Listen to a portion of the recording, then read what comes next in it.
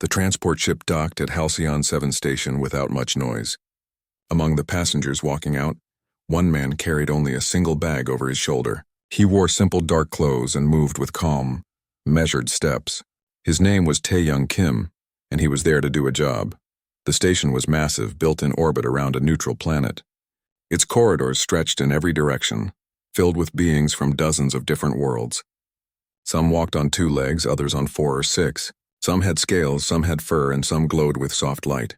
But when Tae-young passed through the security checkpoint, several of them stopped and stared. The security officer, a tall creature with gray skin and 4 arms, watched his screen carefully as Tae-young walked through the scanner. The machine showed nothing unusual, just a man with clothes and basic items. No weapons, no armor, nothing dangerous. But the officer had heard the stories about human bodyguards. He pressed a button to let Tae-young pass, but his hands were shaking slightly. 2 alien soldiers stood near the checkpoint, talking in low voices. One of them, a reptilian being with green scales, nudged his companion. His voice carried across the room even though he tried to whisper. "That is him. The human they hired. He looks ordinary," the other one said, squinting with 3 yellow eyes. "That is what makes them dangerous." Tae-young heard them but did not react. He was used to it. Humans had a reputation in this part of the galaxy. Not for being the strongest or the fastest. Not for having the best technology or the biggest ships. No, humans were known for something else entirely. They were known for being the best at keeping people alive. He made his way through the station corridors, following the directions on his wrist device. The meeting room was in the diplomatic section, where the air was cleaner and the walls were painted in soft colors meant to calm nervous visitors. He pressed the door chime and waited. "Come in," a woman's voice called. Ambassador Dayun Park stood by the window, looking out at the planet below. She was in her 50s with gray streaks in her dark hair and sharp, intelligent eyes. When she turned to face Tae-young, she smiled warmly. "Lieutenant Kim." "Thank you for coming, Ambassador," he replied with a small nod. "Tell me about the situation." She gestured to a chair and they both sat down. On the table between them, a holographic display flickered to life, showing star maps and fleet positions. "2 empires have been at war for 87 years, Dawn began. "The Veltharians and the Korathi. They have destroyed 14 star systems. Billions have died. Both sides are exhausted, but neither will admit it. This peace negotiation is their last chance. If it fails, the entire sector will burn." Tae-young studied the display, his face calm. "And my job? Keep me alive. Both sides have extremists who want this negotiation to fail. There will be security, of course, but I requested you specifically. I need someone I can trust completely." He met her eyes. "I will do my job, Ambassador. You will be safe." There was something in the way he said it, so simple and certain, that made her believe him completely. After the briefing, Tae-young went to inspect the negotiation hall. It was enormous, designed to hold hundreds of diplomats and observers. The ceiling arched high above, and multiple levels of balconies looked down on the main floor. A woman in a military uniform was already there, checking equipment. "You must be Kim," she said, looking up. She was young, maybe late 20s, with quick eyes and confident movements. "I am Sergeant Mira Han. I will be handling your communications and technical support." "Good to meet you, Sergeant," Tae-young said. He walked slowly around the hall, looking at every corner, every entrance, every spot where someone could hide. Mira watched him work, impressed by how thorough he was. 47 potential entry points, he said after a while. 12 positions where an attack would be most effective. "We need sensors on the upper balconies and additional guards at these 3 doors. He pointed to locations on a map Mira had pulled up on her tablet. "I will arrange it," she replied, making notes. "The station security says this place is the safest location in the sector." "Nowhere is safe," Tae-young said quietly, "but we can make it safer." That evening, as Tae-young walked back to his quarters, he encountered something unexpected. The corridor ahead was suddenly blocked by an enormous figure. The being stood over 8 feet tall, with a body that looked like it was made of crystal and metal fused together. Its face had no eyes that Tae-young could see, but he felt it watching him. This was a Veltharian, one of the warrior species that had been fighting the war. The Veltharian made a deep sound, like rocks grinding together. A translator device on its chest turned the sound into words. "You are the human bodyguard." It was not a question. "I am," Tae-young replied. He did not step back. He did not tense up. He simply stood there looking up at the massive alien. The Veltharian leaned down, bringing what passed for its face close to Tae-young. It was clearly trying to intimidate him, to make him show fear. The creature made another grinding sound, louder this time, and the walls seemed to vibrate. Tae-young did not blink. His heart rate did not increase. He just waited, patient and still. After a long moment, the Veltharian straightened up. Its translator clicked. Interesting, most beings show fear. You show nothing. Fear does not help me do my job, Tae-young said simply. The Veltharian made a sound that might have been laughter. I am War Prince Thelvan. I command the Veltharian fleet here. I wanted to see if the stories about humans were true and... Tae-young asked, You are smaller than I expected, but perhaps that does not matter. The War Prince stepped aside, clearing the corridor. We will meet again, human. Tae-young nodded and continued walking. Behind him, the War Prince watched him go, its crystalline body reflecting the corridor lights. Later that night, Captain Hyen-woo Choi from the escort ship Incheon's Pride met with Tae-young in a secure room. The captain was a naval officer with sharp features and a serious expression. He brought classified information. Both fleets are positioned just outside this system, Choi explained, showing Tae-young the data. Officially, they are here for security. Unofficially, they are ready to attack if something goes wrong during negotiations. One wrong move, one incident, and thousands of ships will start firing. This entire station could be destroyed in minutes. Tae-young looked at the fleet positions, committing them to memory. How long until the talks begin? 2 days. Then I have 2 days to prepare. Tae-young stood up. Thank you for the information, Captain. Choi studied him for a moment. I have heard many stories about human bodyguards. They say you can predict threats before they happen, that you never miss, that you have never lost a client. Stories are often exaggerated, Tae-young replied, are they? Choi asked. Tae-young did not answer. He simply nodded goodbye and left. Back in his quarters, Tae-young unpacked his bag carefully. He pulled out pieces of equipment, checking each one. A small scanning device, an advanced communication unit, medical supplies, and finally something wrapped in dark cloth. He unwrapped it slowly, revealing a compact weapon. It was specially designed, built to his exact specifications. The security scanners had not detected it because it was made from materials that fooled sensors.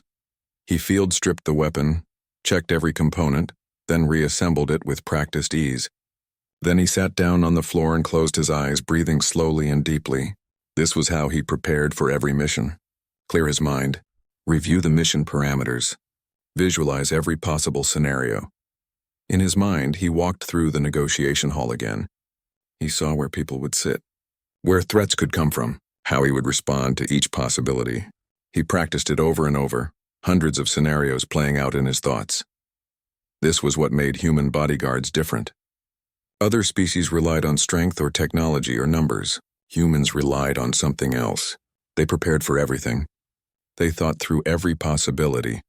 They trained until their responses became instinct. And when the moment came, they acted without hesitation.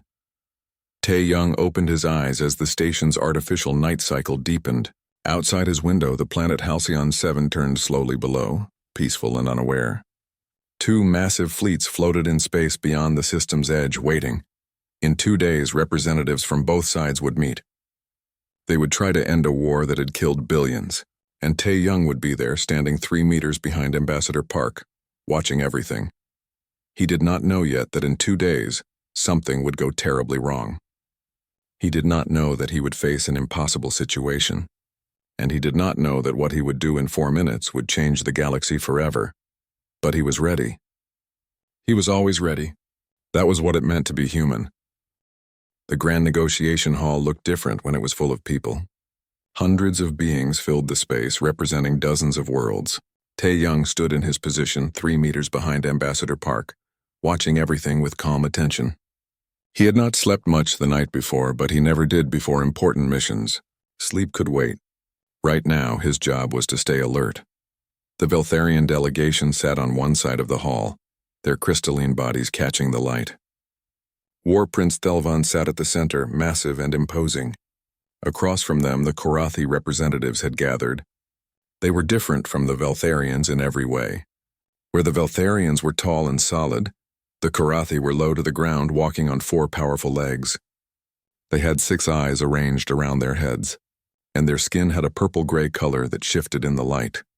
At the head of the Karathi delegation sat Supreme Magistrate Kolrath, the leader who had ordered his fleets to fight for 3 decades. Behind him stood several military officers, including one who caught Tae-Young's attention. Fleet Commander Dormak was bigger than the other Karathi, with scars across his armored hide. He stood too stiff, his 6 eyes moving constantly, never settling on one place. Tae-Young made a mental note. Something about that one felt wrong. In the center of the hall, on a raised platform, sat Mediator Wen Ali from the Concordat of Free Worlds. She looked like an insect, but much larger, with delicate wings that shimmered and multifaceted eyes that saw everything. Her species was known for being fair and impartial. She had settled conflicts between worlds for decades. "Welcome," Wen Ali began, her voice translated into multiple languages at once by the hall's advanced systems. "We gather here today to end a war that has lasted too long. Too many have died. Too much has been lost. Today we seek peace." The Veltharian delegation made grinding sounds that meant agreement. The Karathi clicked their mandibles.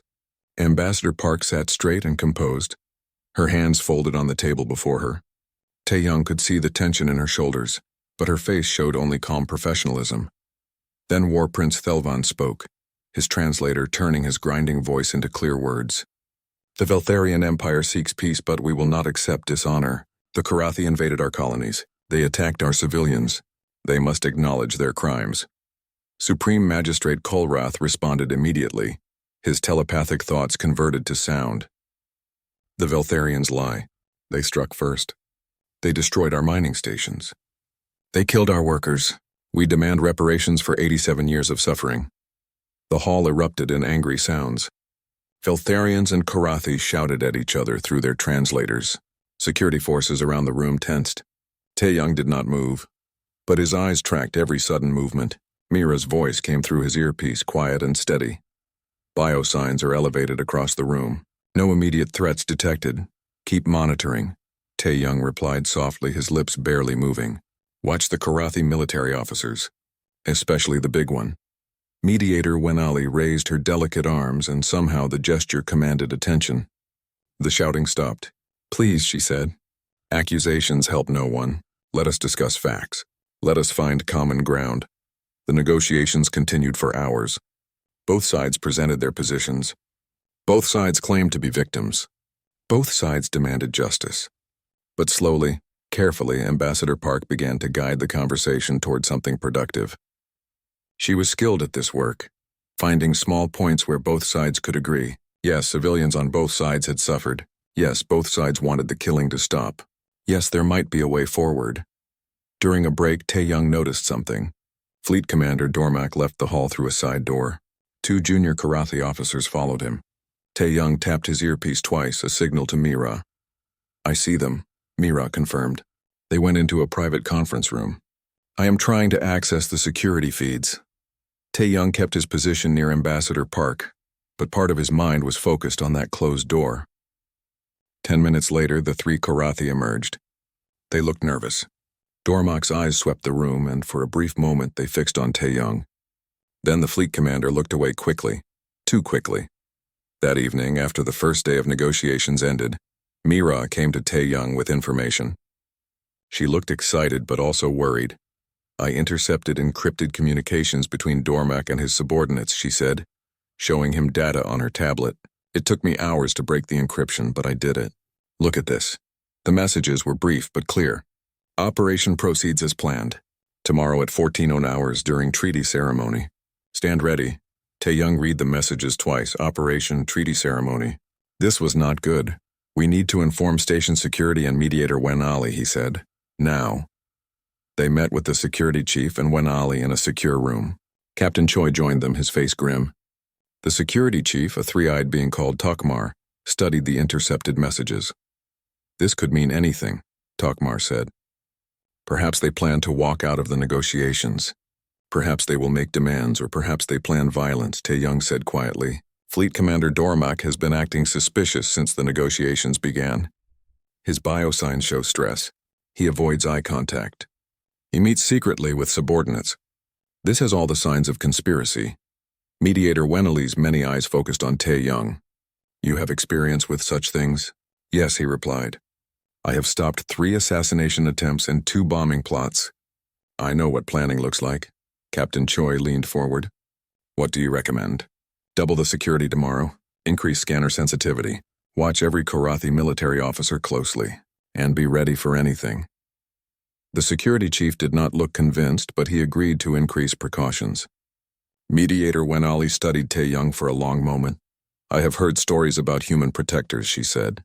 They say you can sense danger before it happens. Not sense, Tae-young corrected, observe.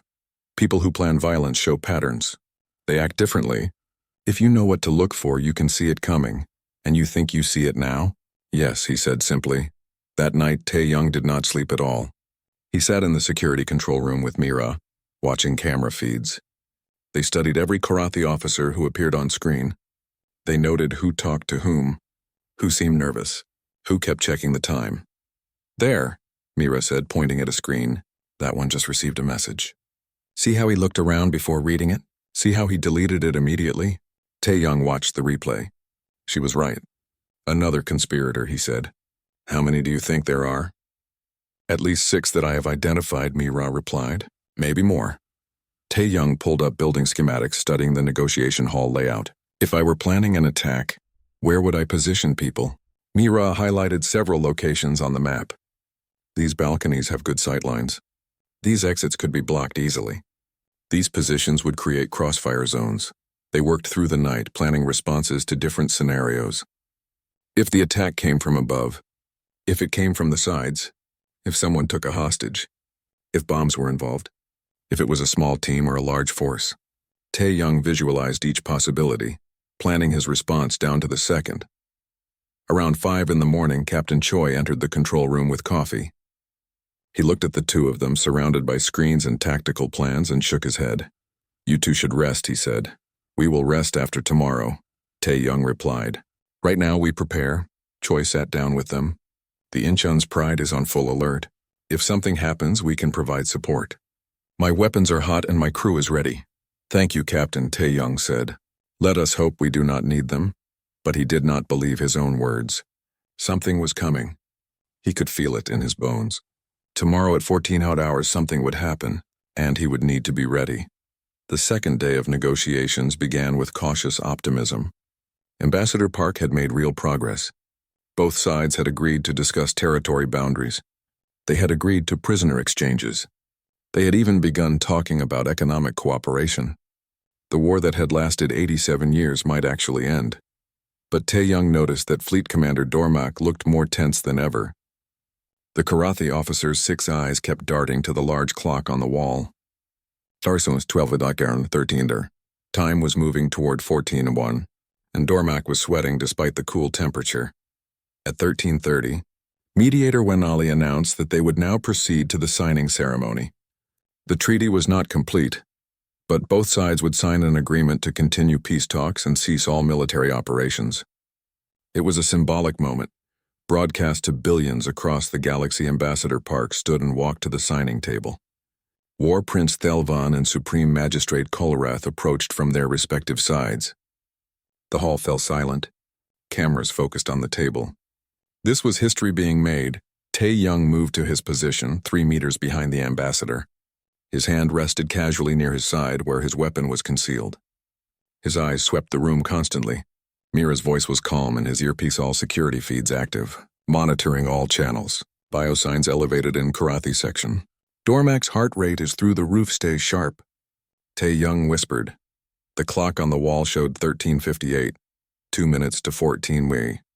Ambassador Park picked up the signing stylus, a ceremonial device that would record her signature in the treaty document. She smiled, knowing this moment would be remembered forever. Everything happened at once. Fleet Commander Dormak suddenly activated a personal energy shield around his body. The air around him shimmered with blue light. In the same motion, he pulled a plasma caster from his belt and aimed it directly at War Prince Thelvan. Around the hall, 5 other Karathi officers drew weapons at the same time. The weapon dampeners should have prevented this. Every being entering the hall had been scanned. No weapons should have worked. But somehow these weapons were active and deadly. Treachery, Dormak shouted through his translator. The Veltharians planned to betray the treaty. They would have killed us all.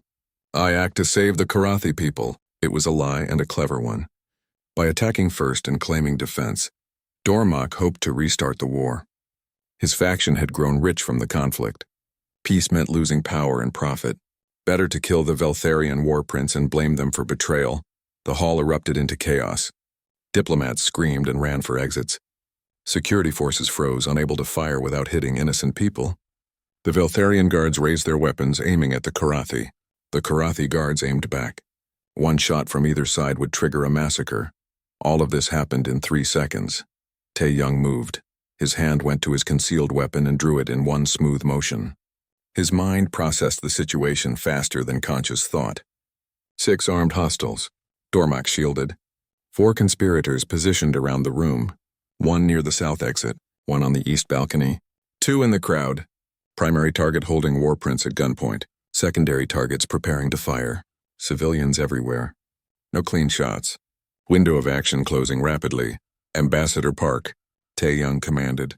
He grabbed her shoulder and pulled her behind the podium. She went down behind cover without hesitation, trusting him completely. Tae-Young's weapon was already tracking toward Dormak. The fleet commander's personal shield glowed bright blue, military grade, designed to stop conventional weapons. But Tae-Young had not brought conventional ammunition. His first shot was an electromagnetic pulse round, designed specifically to overload energy shields. The round hit Dormak's shield and detonated. The blue energy flickered and died. The fleet commander looked down in shock. His protection was gone. 4 seconds had passed since the attack began. One of the conspirators on the balcony fired his weapon at the Veltharian delegation. Tae-Young saw the shot coming before it happened, reading the attacker's body language. He shifted position and returned fire. His round hit the attacker's weapon hand, not center mass. The Karathi dropped his gun with a howl of pain. Mira's voice came through his earpiece, rapid but controlled. 2 more hostiles moving to the west doors. I am locking down all exits now. They are trapped. The conspirator near the south exit raised his weapon toward the crowd. Tae-Young could not get a clear shot from his position. Too many people between them. But he saw a security baton lying on the floor 3 meters away, dropped by a fleeing guard. Tae-Young ran 3 steps, scooped up the baton without slowing, and threw it in one continuous motion. The baton spun through the air and struck the Karathi attacker directly in his nerve cluster. A weak point Tae-Young had memorized from anatomy files. The attacker collapsed unconscious. 10 seconds had passed. 2 conspirators in the crowd opened fire toward the Veltharian guards, trying to provoke them into shooting back.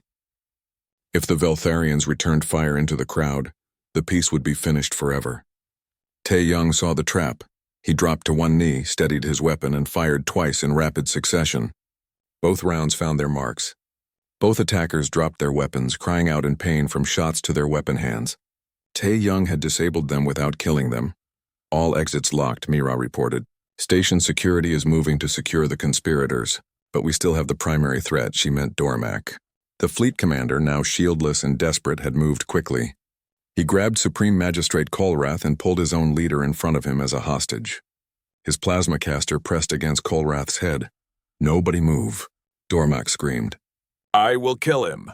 I will kill the magistrate. You cannot stop me. The Veltharian guards had their weapons raised but were frozen, afraid to start a shooting war. The Karathi guards were equally paralyzed, not wanting to shoot at their own commander even though he had betrayed them. Station security had no clear shot. Everyone was locked in place. 15 seconds had passed. Tae-Young was 15 meters away from Dormak. The fleet commander was using Kolrath as a shield perfectly, exposing almost nothing of himself. Only tiny gaps were visible between the magistrate's body and Dormak's bulk. An impossible shot for anyone else. Tae-Young began walking forward slowly, his weapon still raised but not aimed directly at Dormak. He kept his movements calm and non-threatening. His eyes studied every angle, every gap, every option. Stay back, human, Dormak shouted. Stay back or I kill him! Tae-Young stopped walking but kept his weapon ready. He was 12 meters away now. His mind ran through calculations. Dormak's weapon hand was partially visible.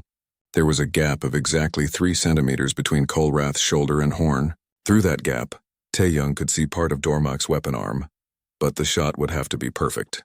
At this range, any error meant hitting Kolrath. The plasma caster had a trigger pull time of 0.4 seconds. If Tae-young fired and missed, or if he hit Dormak but did not disable the weapon hand instantly, the magistrate would die.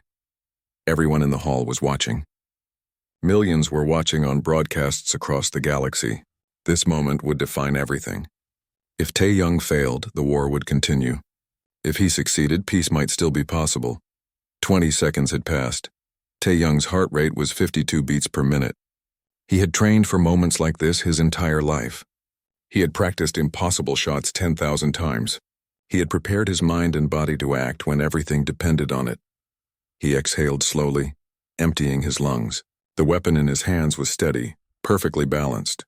He could see Dormak's nerve cluster through the tiny gap, a target less than 2 centimeters wide at 12 meters distance. Through a 3-centimeter opening between a hostage's shoulder and horn, Tae-young fired. The round traveled through the gap exactly where he aimed. It struck Dormak's weapon hand directly on the nerve junction. The fleet commander's fingers spasmed open. The plasma caster fell from his grip. Tae-young was already moving before the weapon hit the ground. He covered 12 meters in 1.2 seconds, faster than most beings could process. His hand caught the falling plasma caster before it struck the floor. His other hand grabbed Dormak's arm and twisted it into a control hold. The fleet commander, in shock and pain, dropped to his knees. Supreme Magistrate Kolrath stumbled forward, free. He was shaking but alive. Station security rushed forward, taking custody of Dormak. Tae-young released the disarmed fleet commander to them and stepped back. Around the hall, other security teams were collecting the wounded conspirators. All of them were alive. None of them had been killed. The entire incident, from first shot to final capture, had taken exactly 4 minutes and 12 seconds. Silence filled the grand negotiation hall. Every being present was processing what they had just witnessed. A single human had stopped an armed conspiracy, prevented a massacre, saved both delegations, and captured the attackers alive. All without killing anyone. All in 4 minutes. War Prince Thelvan was the first to move. The massive Veltharian slowly lowered his weapon. His crystalline body seemed to glow with emotion. He stared at Tae-young with something that looked like wonder. Then the other Veltharians lowered their weapons. Following their War Prince's lead, they stood down. Supreme Magistrate Kolrath, still shaking from his near death, looked at his own security forces. "Stand down," he commanded. "Lower your weapons." The humans saved us all. The Korathi guards obeyed. Weapons were holstered. The crisis was over. Ambassador Park emerged from behind the podium where Tae-young had protected her. She looked at her bodyguard, and for a moment she could not speak. Then she simply nodded, a gesture of profound respect. Tae-young nodded back. "Are you hurt, Ambassador?" "No," she replied. "Thanks to you." He turned and scanned the room one more time, making sure there were no remaining threats. Mira's voice came through his earpiece. "All clear. All exits secure. All conspirators in custody." "You did it, Lieutenant, we did it," he corrected quietly. "Good work, Sergeant." Mediator Wenali stood frozen on her platform, all of her eyes wide. In 47 peace negotiations across 2 decades, she had never seen anything like this. She had read the reports about human capabilities, but seeing it was completely different. The precision, the control, the absolute competence. It was remarkable. Captain Choi's voice came over the general communication channel, Inchan's pride standing down. Crisis averted. "Well done, Lieutenant Kim." "Well done." Tae-young took a deep breath and finally allowed himself to relax slightly. His heart rate was already returning to normal. The weapon in his hand was still ready, but the immediate danger had passed. He had done his job. Ambassador Park was safe. The peace talks could continue. And perhaps, just perhaps, a war that had killed billions might finally end. But as the station security led the conspirators away, and as the shocked delegates slowly returned to their seats, Tae-young knew something important had just happened. Those 4 minutes had changed something. The recordings spread across the galaxy faster than light itself. Every camera in the negotiation hall had captured the incident from different angles. Within hours, beings on hundreds of worlds were watching Tae-young's 4 minutes. They watched him disable 6 armed attackers. They watched him make an impossible shot to save a hostage. They watched him move with speed and precision that seemed superhuman, though he was simply human. Military academies across 3 sectors began analyzing the footage frame by frame. How did he predict where the threats would come from? How did he prioritize targets so efficiently? How did he make that final shot through such a tiny gap? The experts studied his movements for days trying to understand. But what amazed people most was not his skill. It was his restraint. Tae-young could have killed all 6 attackers easily. Instead, he had disabled them, captured them alive. Every shot had been precisely placed to wound, not kill. Even in the chaos, even when lives hung in the balance, he had maintained absolute control. That control, that discipline, frightened some species more than violence would have. The investigation that followed revealed the full extent of the conspiracy. Fleet Commander Dormak had led a faction within the Karathi military that had grown wealthy from the war. They controlled supply lines, weapons manufacturing, and military contracts. Peace threatened their power and profits. Dormak had planned to assassinate War Prince Thelvan, frame the Veltharians for betrayal, and restart the conflict. He had sabotaged the weapon dampeners days before. He had recruited loyalists who shared his greed. He had timed the attack for maximum impact during the treaty signing when all eyes were watching. If he had succeeded, billions more would have died in renewed fighting. But he had not counted on a human bodyguard. 3 days after the incident, War Prince Thelvan requested a private meeting with Tae-young. They met in a quiet room with only Mira present as witness. The massive Veltharian stood before the human and for a long moment simply studied him. Then Thelvan did something extraordinary. He knelt, lowering himself to Tae-young's height. Among Veltharians, this was a gesture reserved for showing respect to equals. For a war prince to kneel before anyone was nearly unheard of. "You saved my life," Thelvan said through his translator. "You saved the peace. You showed honor and skill beyond measure. I was wrong about humans. I was wrong about many things." Tae-young inclined his head respectfully. "I was doing my job, War Prince. Nothing more. Your job required impossible skill." The Veltharian's translator made a sound like grinding stones, which Mira had learned meant deep emotion. "Tell me, human, what is your philosophy of combat?" Tae-young considered the question. "We prepare for everything. We hope for nothing. We protect what matters." Thelvan repeated the word slowly. "Prepare for everything. Hope for nothing. Protect what matters. This is wisdom. I will share these words with my warriors." The war prince stood and placed one crystalline hand on Tae-young's shoulder, a gesture of friendship among his people. "The Veltharian Empire owes you a debt. If you ever need anything, call upon us. We will answer." After Thelvan left, Mira looked at Tae-young with amazement. "Do you understand what just happened? A Veltharian war prince swore a debt to you. Their entire empire is bound by that oath now." Tae-young shrugged slightly. "I hope I never need to use it. I just want to do my job," Mira smiled.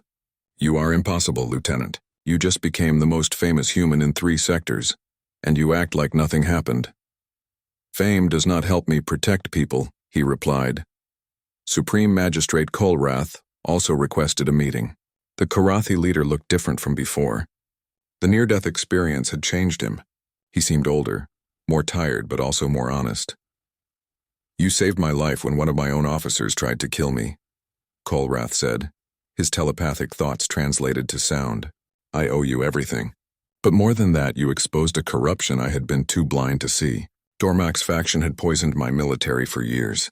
Now they are gone, and we can truly pursue peace." The Karathi magistrate extended one of his 4 legs, a gesture of deepest respect among his kind. "The Dominion wishes to bestow upon you our highest civilian honor." "Thank you, Magistrate," Tae-young replied. "But I need no honors. Ambassador Park's safety was my only concern." Kolrath studied the human with his 6 eyes. "You are unusual among warriors. Most seek glory. You seek only duty." "Duty is enough," Tae-young said simply.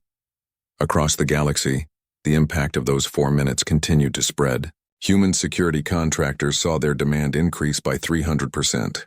Alien governments and corporations that had previously hired other species now specifically requested human protectors.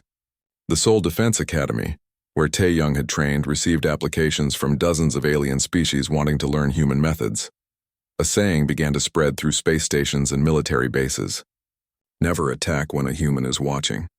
It was said half-jokingly at first, But as more footage of the incident was analyzed, as more experts studied what Tae-young had done, the joke became a serious caution. Some species began to fear humanity.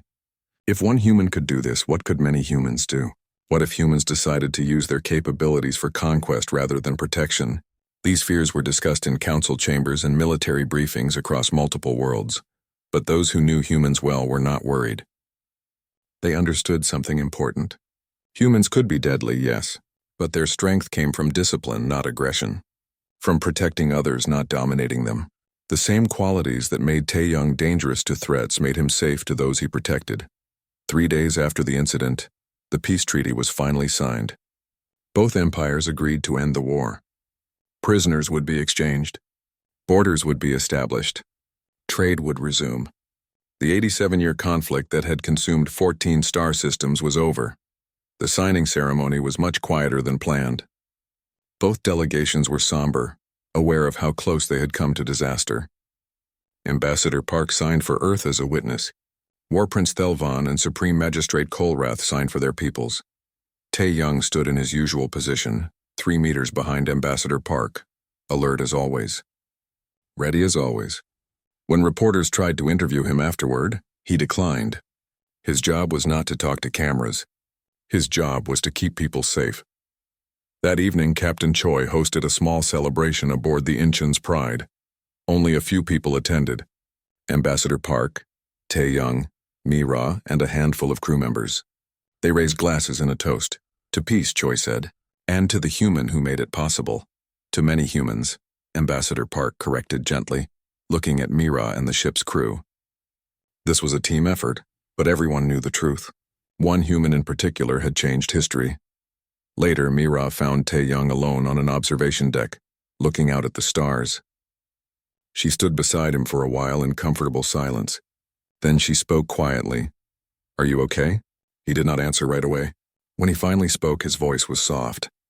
"I saw 23 different ways people could have died during those 4 minutes.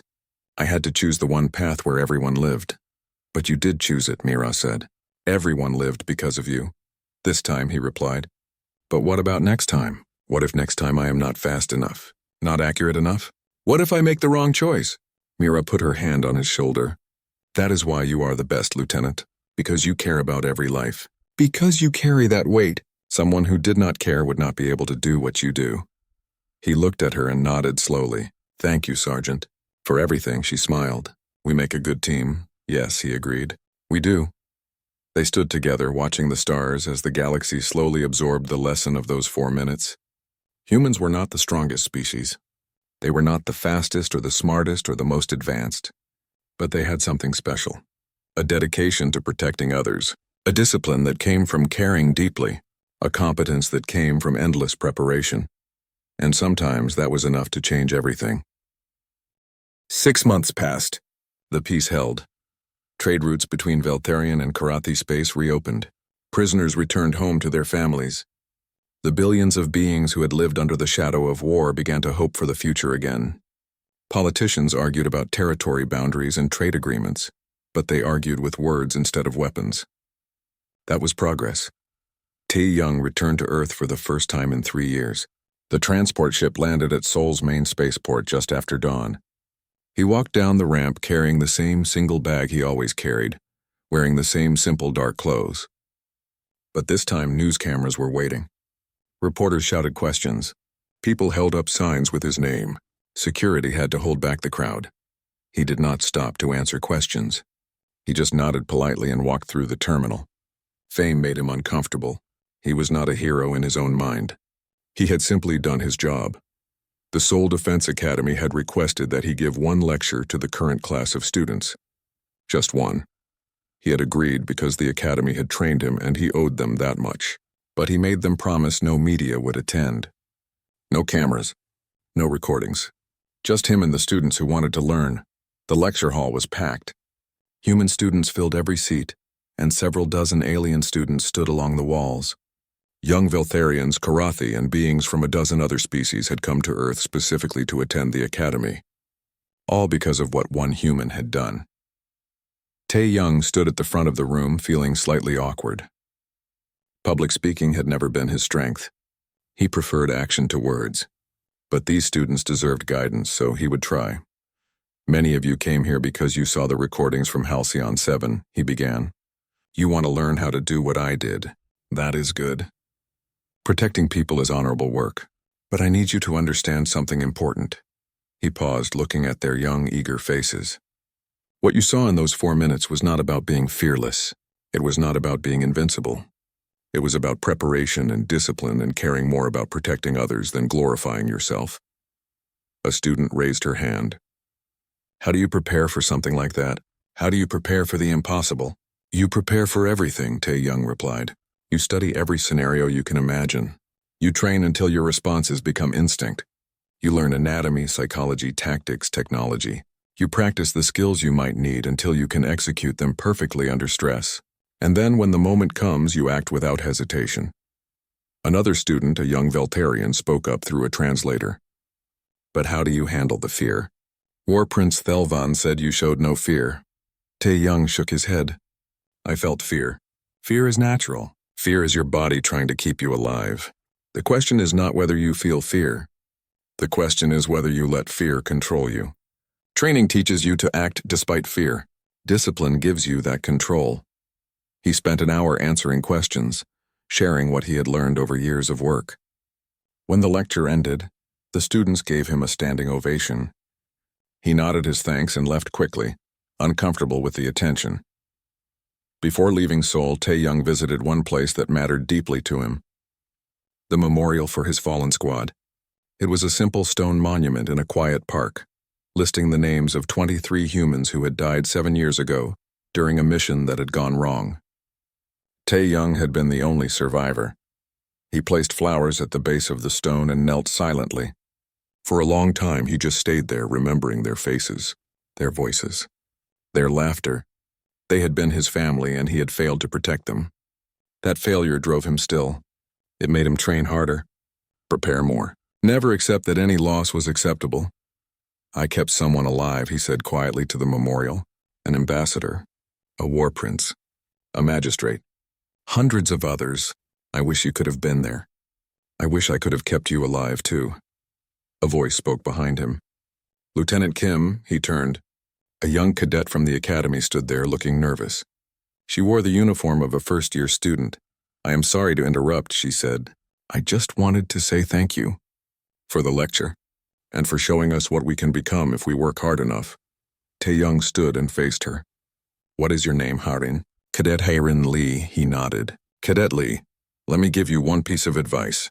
Every person you protect is someone's entire world. Never forget that weight. Never take it lightly. If you can carry that responsibility with honor, you will do well. She nodded seriously, clearly moved. I will remember, Lieutenant. I promise. After she left, Tae-young returned his attention to the memorial. Maybe this was his real legacy. Not the 4 minutes that made him famous, but the example he set, the standards he upheld, the next generation he inspired to protect others. A message arrived on his wrist device. Ambassador Park was requesting him for another diplomatic mission, this time to negotiate a trade agreement with a species that had been isolated for decades. She was the only client he trusted completely. Mira had already sent him the preliminary files. Captain Choi's ship would provide escort. The team was back together. 1 week later, a package arrived for Tae-young aboard the Incheon's Pride. It came from the Veltharian homeworld. Inside was a data crystal containing an invitation. The Veltharian Empire had commissioned a statue in their capital city. The statue depicted the moment of the impossible shot, titled 4 Minutes of Peace. War Prince Thelvan invited Tae-young to attend the dedication ceremony. Tae-young read the invitation twice, then set it aside. Maybe someday he would go, but right now he had work to do. The new mission was less dangerous than Halcyon 7, but Tae-young prepared with the same meticulous care. He studied the species they would meet. He reviewed security plans. He ran through scenarios with Mira. He checked and rechecked his equipment. This was who he was. This was what he did. Ambassador Park found him in the cargo bay the night before they reached their destination. She watched him work for a moment before speaking. You know, the entire diplomatic corps is requesting you now. I could barely keep you on my team. They offered me 3 times your usual fee to let you go. Tae Young looked up from the weapon he was cleaning. What did you tell them? She smiled. I told them you work for me, and they would have to find their own legendary bodyguard. He almost smiled. Thank you, Ambassador. I prefer to work with people I trust. The feeling is mutual, Lieutenant.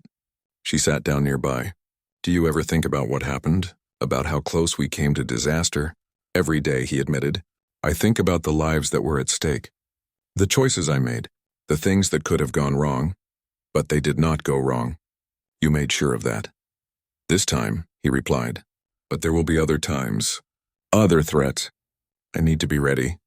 She studied him thoughtfully. You changed the galaxy, you know. The Seoul Defense Academy is training hundreds of new students. Security protocols have been updated across dozens of worlds. Human contractors are working on planets that had never hired humans before, all because of you. Tae Young shook his head slightly. Not because of me. Because of what humans can be when they dedicate themselves to protecting others. I just happened to be in the right place. Ambassador Park laughed softly. You are impossible, Lieutenant. Accept the credit for once. Credit does not help me do my job, he replied, echoing his conversation with Mira months ago. The next day they arrived at their destination, a new mission, new challenges, new people who needed protection. Tae Young stood in the cargo bay of the Incheon's Pride, checking his equipment one final time. Mira worked at her station nearby, reviewing security feeds. Captain Choi's voice came over the intercom, joking about keeping the ship in one piece this time. Ambassador Park reviewed her briefing materials, preparing to meet another alien species and try to build bridges between worlds. This was the work that mattered. Quiet diplomacy, patient negotiation, and people like Tae Young standing watch to make sure the peacemakers could do their jobs. The ship entered orbit. The mission began, and Tae Young did what he always did. He watched. He prepared. He stayed ready, because somewhere in the galaxy there were people who needed protection, and as long as they needed him, he would be there. That was his legacy. Not fame or statues or history recordings. His legacy was every person who slept safely because he stood watch. Every diplomat who could negotiate peace because they trusted their protector. Every life saved through preparation and discipline and absolute dedication. Across the galaxy, other humans followed his example. They trained at the Seoul Defense Academy. They studied his methods. They learned that strength without control was useless, that violence without purpose was destructive. That true power came from protecting others, not dominating them. The saying continued to spread through space stations and military installations. Never attack when a human is watching. It had started as a joke, but it had become something more. A recognition, a respect, an understanding that humanity had earned its place among the stars not through conquest, but through competence, not through domination, but through dedication. When aliens asked why humans made such effective guardians, the answer was always the same. Because humans genuinely cared about the people they protected, because they would do whatever it took to keep those people safe, because when the impossible needed to be done, humans found a way. Tae Young stood in the cargo bay as the ship prepared to land.